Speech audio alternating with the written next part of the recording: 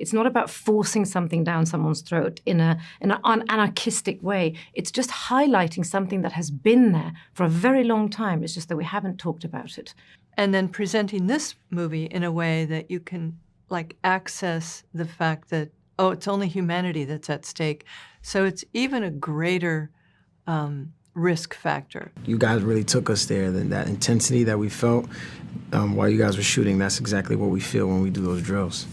If they hit Washington, you know, we're going to be buried here until the engineers dig us out. Set, the costumes, the environment, the other people around me, all of that stuff provides me with the authority.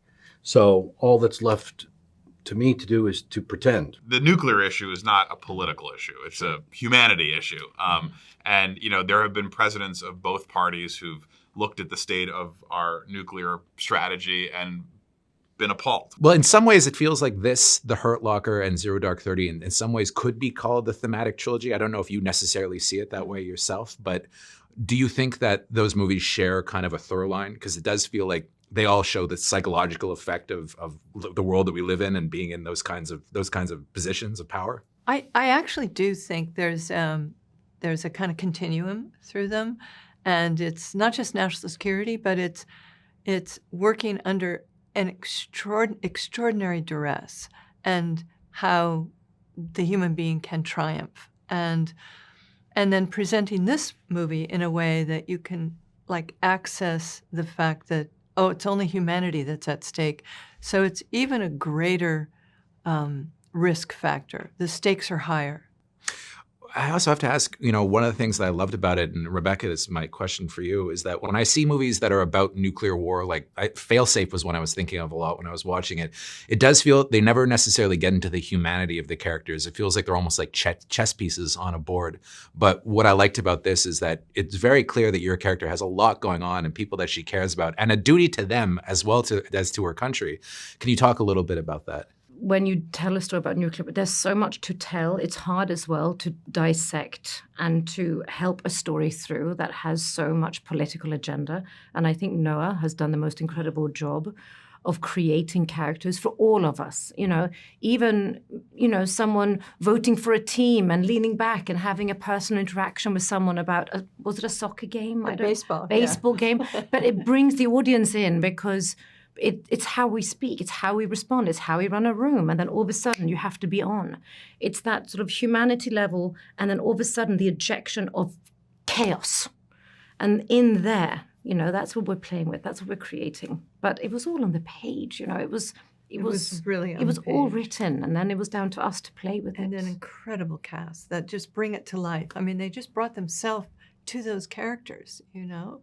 Yeah, but it's a good merge. We all worked very well. I think we did. Yeah. I thought the production design was amazing. And it's based, I guess, on like reality, but it was, you had the big board and it was like, this is like, I thought this was just the thing they made up for Dr. Strangelove, but it's real. Like, I think it's a nod to Dr. Strangelove. It was there in Stratcom, that sign, the big board. Oh, really? Yeah. So basically that set was perfectly replicates the real environment. Mm-hmm. What do you think the message is that people should take away from this? I think we repeated this, and it needs repeating. It's activating a conversation. It is educating. And it's not educating with a whip and with judgment. And I think that is something really important and something that Kathryn speaks about, and Noah, who wrote it. It's not about forcing something down someone's throat in an anarchistic way. It's just highlighting something that has been there for a very long time. It's just that we haven't talked about it. I mean, it's been decades. I mean, there are generations, one if not two, don't know anything about nuclear weapons. I mean, I think it's worth talking about anyway, at the very least. Being in the situation that you're in, I liked how the movie shows a diversity of reactions, how people would react when something like this happens. So, Anthony, I want to start with you. I liked how relatable your character was. He's having a shit day. His day gets a whole lot worse as it goes on, but I liked how he kind of slowly started, like, the weight of what was happening started to dawn on him as it went, like nothing is going to actually get solved. Can you talk a little bit about your process? You know, those guys have a very finite amount of time to, you know, between when something like that happens, a missile is launched, and then when, you know, and then like, okay, now they're checking to see, is it gonna fall, is it gonna flatten out, and there's minutes, you know. to make a decision after. If it so happens to flatten out, what do we do? And I think it was just like, yeah, man, he's having a pretty shitty day, but he realizes that this is a lot more important than what he's going through. And and I think not only that character, but the rest of them, they all lock in a way that even in the drills, like the guys who were on set, they were like, man, this was so relatable. We felt like you guys really took us there. That intensity that we felt while you guys were shooting, that's exactly what we feel when we do those drills. Well, and Jason, what I liked about yours too is that I feel like he's almost in some ways the calmest of everybody. Well, it's not that he's necessarily calm, but he's just trying to take the temperature down as much as he possibly can. But you kind of do betray your emotions in tiny ways, just like subtle things that you do with your face. And I was wondering if you could talk a little bit about that, being the guy who needs to kind of like bring everything down. He's a military guy. He's an admiral. He's commanded big ships and been responsible for people. I don't think anybody, he's never faced this. He's prepared for it. I love what Noah said. A lot of these people have put a lot of time into rehearse this situation, which is an incredible thing to think of. They actually go over it. So I thought about, he's able to foresee a lot of what's happening. And there's that scene with Gabe when we're down in the bunker. We know, if they hit Washington, we're going to be buried here until the engineers dig us out. And that's the reality. And then a military man, even though he has more experience in that situation and understand what's going on, he's still playing it by the book as it was written, as it was rehearsed, as it was prepared. And the young guy now, Gabe, who's actually arguably got less experience than me, is now the guy we've got to turn to because chain of command is important. And,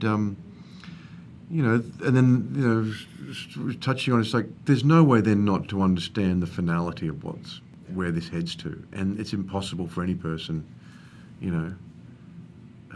to not allow that in some microscopic moment, wherever it is. That's the great thing of a close-up. It can be microscopic. Right. And no, that also brings me to another point about the movie, that it's it doesn't identify what political party the president's a part of. It doesn't allow politics to come into it, because I think in a situation like that, it almost doesn't necessarily matter, right? Like you're kind of screwed either way, right? I think that's right. It's not the nuclear issue is not a political issue. It's a humanity issue. And there have been presidents of both parties who've looked at the state of our nuclear strategy and been appalled, whether they're Democrats and Republicans. Anytime somebody contemplates the notion of using weapons that will end all of civilization, if they're a remotely rational person, they take a step back and are thrown by it. So, we wanted to tell a story that was about this larger question of, should we live in a world where we have these weapons? Should we live in a world where one person, the president of the United States, has the authority to use them under extreme time pressure, and invite a conversation with the audience?